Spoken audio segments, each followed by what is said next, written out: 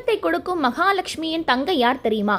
அவங்களுடைய பெயர் என்னன்னா, அவங்களுடைய பெயர் தான் தரித்ரா. தரித்ரா எப்பவுமே ரொம்பவே சோகமாகவும் ரொம்பவே சோம்பேறியாகவும் இருப்பாங்களாம். மகாவிஷ்ணு மகாலட்சுமியை திருமணம் செய்ததுக்கு அப்புறமா மகாலட்சுமி விஷ்ணுவிடம் ஒரு வேண்டுகோள் வச்சாங்களாம். பரமாத்மா, என்னுடைய தங்கச்சியான தரித்ராவுக்கு கண்டிப்பாக நம்ம ஒரு திருமணம் செய்து கொடுக்கணும்.